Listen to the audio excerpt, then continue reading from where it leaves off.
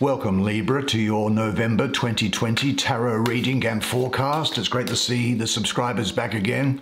Lots of love and good energy towards you. Do you know, if you would like to have a personal clairvoyant reading with me, then just check out the information that's in the description box below.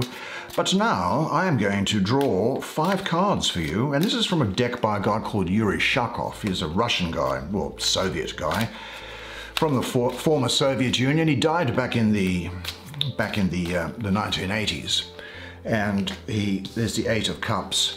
Now, he was a miniature painting artist, and a very fine one by all accounts, and this deck started as a sort of a miniature deck, but it has been expanded so that you can get a look at it. Otherwise you have to get a microscope or whatever they do with, you know how they do those little tiny pictures on eggs and things like that, the Russians? Well, that's the similar thing there. That was the Page of Cups. This is the 9 of Coins. So we shall see what there is in store for you, shall we? With this one, the High Priestess. Gee, that's interesting. I think that's very good for you, Libra. What else shall we have finally? Let's draw this. And it is the Star. Most excellent. Well, why don't you come and have a look at the artwork on these cards? The paintings, really. Hand painted. And I'll do the reading for you. Now, next month's reading will be published on Wednesday, the 11th of November at 2 p.m. US Eastern Time. Let's have a look at this first card here, the 8 of Cups. Well, it might be that you are feeling a little bit down in the dumps at the beginning of the month. And why is that the case? Well, here we have the 8 of Cups, a person just traveling along in the wilderness, really. Now, for me, this is Saturn ruling the first decan of Pisces. Now, Saturn, as you may well think, and probably quite rightly in that respect, is about structure, organization, discipline. It has something of a heavy energy associated with it, and it's to do with things like responsibility. Saturn in Pisces, well, Pisces is intuitive, spiritual, involved in fantasy, and can be quite emotional. Well, what happens here is, I think that, well, I'm also looking at this number 8 here. Now, mystically, the number 8 is associated with the planet of Mercury, of intelligence and communication, and a sort of a light-headedness to it in some respects, Mercury. But Saturn in Pisces, Saturn deadens the waters of Pisces completely. Saturn dominates and suffocates the joy of Pisces, and also there is the flightiness of Mercury present in the numerology of the card, so the overall influence resembles dark Saturn with no growth. Now, Mercury is also in detriment in Pisces, and so we have conflict here as well. It may be that for a moment or two that you feel that there is some stagnation in your life, maybe not even an interest in friends or personal projects.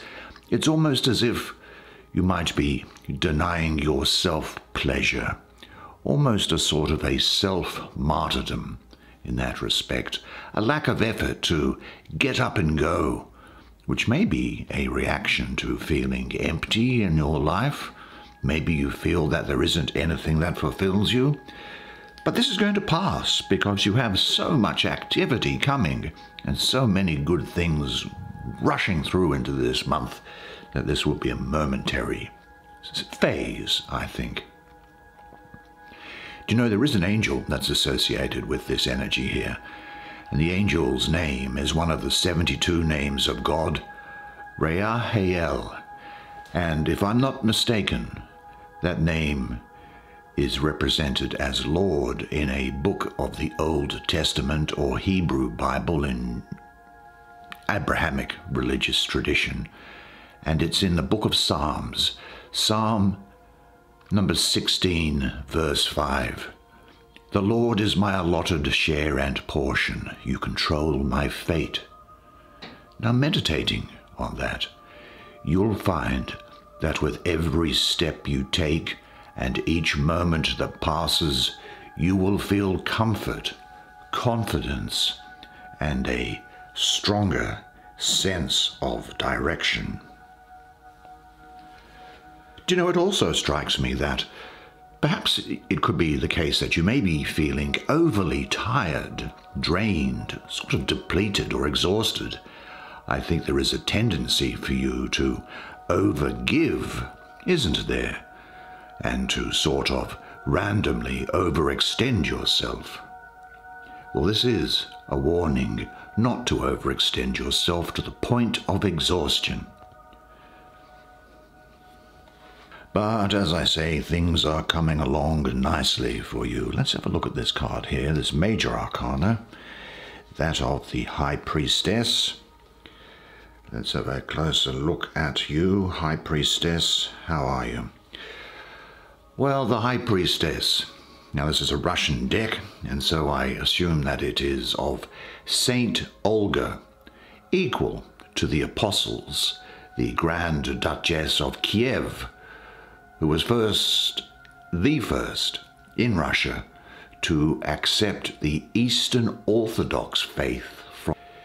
Now, the three-barred Russian cross adorns her chest, and she blesses with her right hand and holds a scroll in her left hand.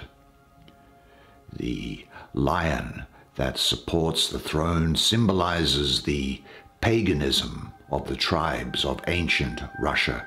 The red cloth emphasizes coming changes, because in 30 years' time, Olga's grandson, Saint Duke Vladimir, will have baptized all the Russian people, helping to unify the Slavic tribes.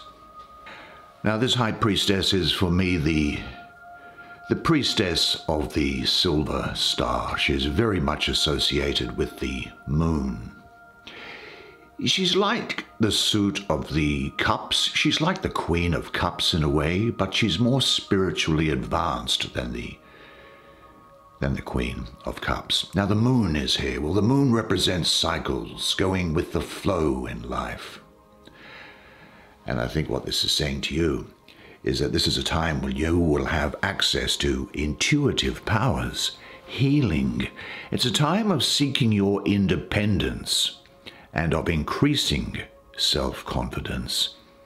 I think it's also a time where you'll find that you are discovering your own truth.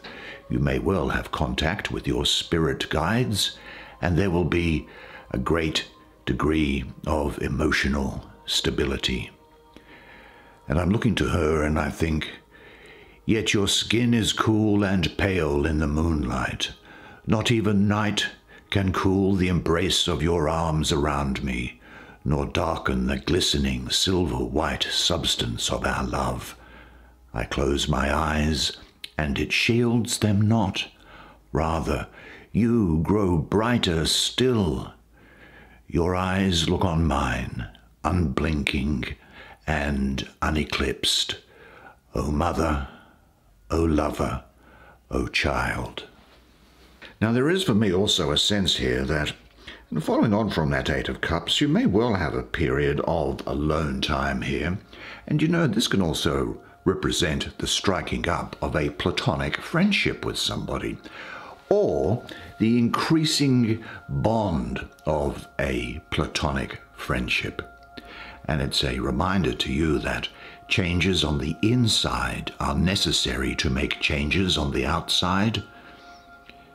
I think there's the need to connect and be more confident with your intuitive and feminine side. Now, do not be alarmed, men. We all have a feminine side. It is just that the masculine predominates. Now, I also do feel that you may well hear of pregnancy during this period, and also of marriage.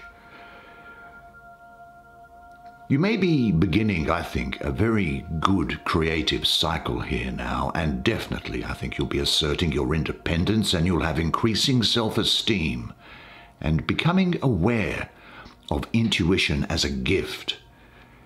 It's a time for you to discover the oasis within: balance, intuition, insight, self-knowledge. and I think that you'll be unwilling to limit or restrict yourself or other people. You now have access to your intuitive powers. Develop them more fully. Guard your independence. Are there any areas in your life in which you allow others to influence you rather than trusting your own intuition? I think this is also saying to me to seek out water as often as you can. That influence of the moon coming in here again. Meditate near water. Just look at it and learn from it as much as you can. And say to yourself, I trust my intuitive abilities. I deeply honor and value the human being that I am. I am intuitive and perceptive. I trust myself, and I honor my sense of integrity. Well, let's have a look at the Prince of the Palace of the Floods, this Page of Clubs that's here. Now, I told you things were going to be moving along, didn't I? And this is one of the cards that is definitely indicating great movement here for you. Let's have a look at it. Is that in focus for you? Well, the page. Now, look, this has got you all over it, you know. I think also that Sagittarius and Scorpio are likely to be important to you. I have a great degree, look, even though it's depicted as a male, I have a great degree of feminine energy around here. So I'm going to refer to it as a woman, but of course, court cards can be of either gender, regardless of how they may be depicted on the card. And so I'm looking at someone who is energetic, an individualistic person, brilliant and daring, expressive in love or in anger, certainly very enthusiastic. Now, esoterically, this page is earth, and this is, I think, the suit of fire. So she is the earthy part of fire. And the characteristics. Look, if this was somebody else, or if you were to say, what are the characteristics of this person? I would say that they are extremely individual. She creates her own beauty by her essential vigor and energy. She bedazzles, and you will bedazzle other people during this period. You're going to be very attractive to other people. So put your seatbelt on. Now, in anger or in love, she is sudden, violent, and implacable. Now, she is ambitious and sometimes is irrationally enthusiastic for people or projects. She never forgets an injury, though, and the only patience to be found in her is the patience with which she lies in ambush, ready to take her revenge. This is a period where you are going to be freed from fear. It is a new beginning for you. Great degree of optimism around this card. New beginnings, increased perception. Now, if I was to say that what is likely to be happening with you, I think that it will represent you as being confident, daring, exciting, something of a nonconformist, I think. Certainly freedom-loving and ambitious. People are going to love your character and energy. Now, you may find that you are vengeful or temperamental during this time, perhaps unruly even. But I think what this refers to is the conquering of your old fears and patterns of thought. You're bringing them to the surface and conquering them. Even though, it has to be said, you very often learn lessons the hard way, don't you? What is the next step in your life? Find it fearlessly. Learn about ways of transforming fearful feelings. Get involved, for example, in dance or activities, sports, gardening, and say to yourself, my greatest strength is, and then fill in the blank. And then, as I accept my fear, it is transformed into love. Shall we turn next to the Lord of Material Gain, and it is this card which is in the center of your spread this month.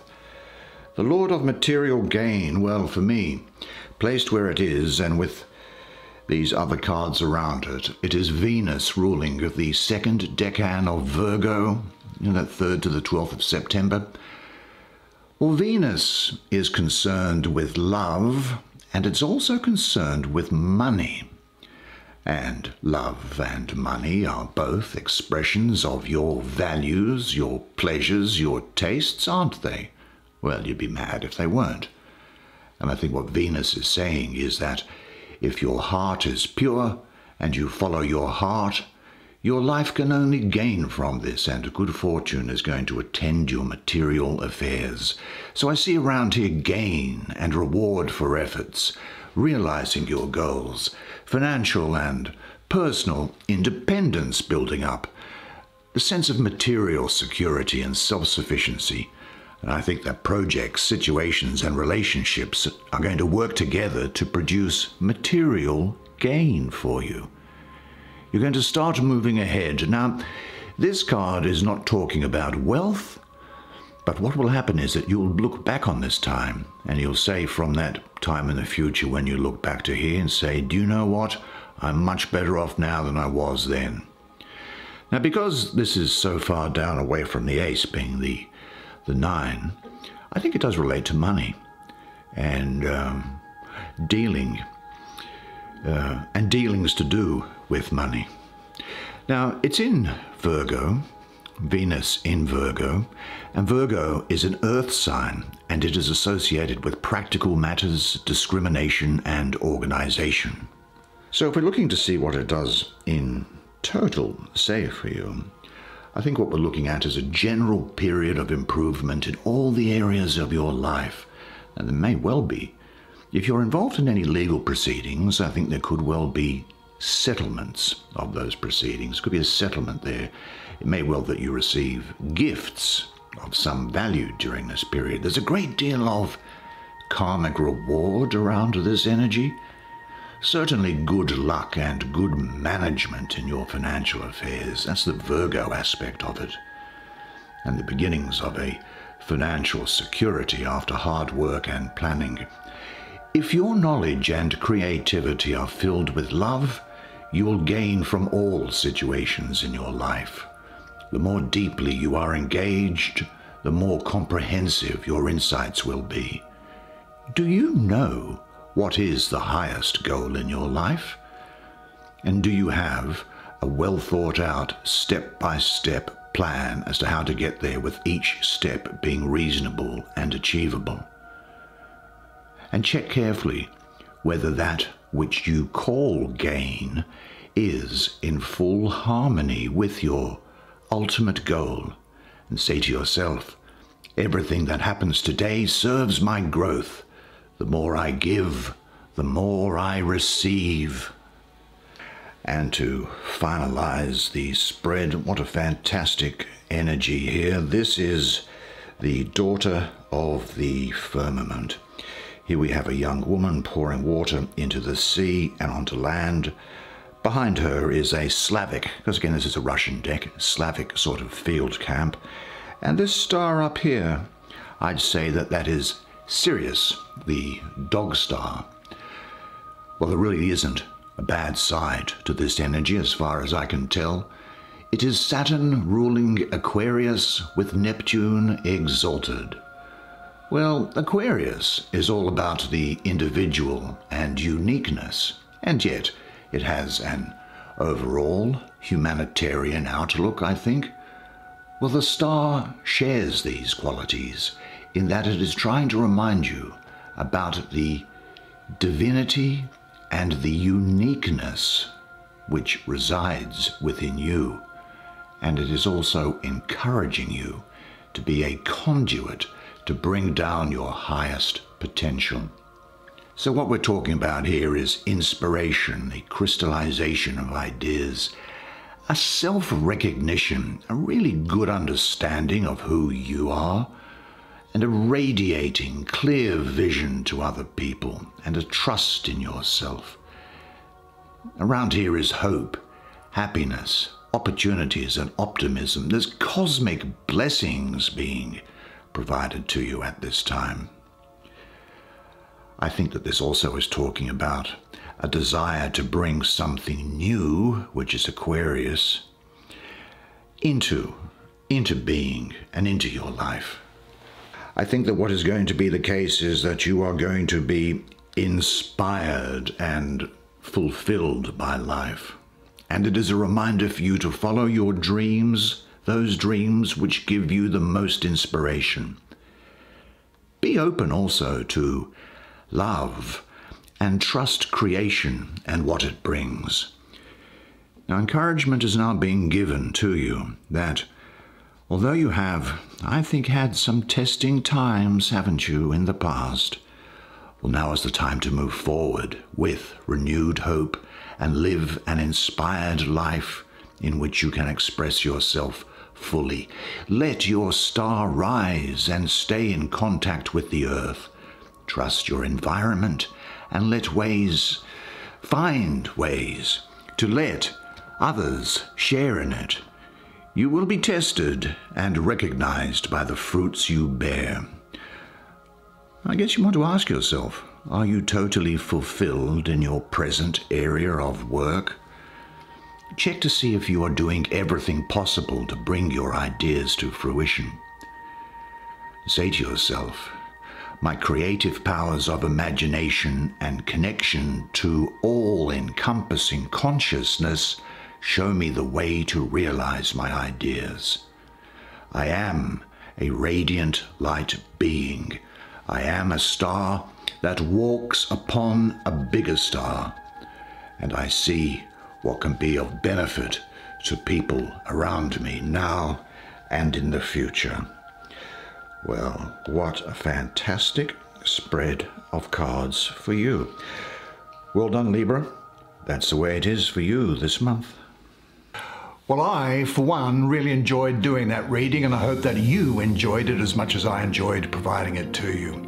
Now, until I see you next month, remember one thing, and one thing always, and it is this, that you are a legend, and I look forward to seeing you again next month. Until then, it's bye for now.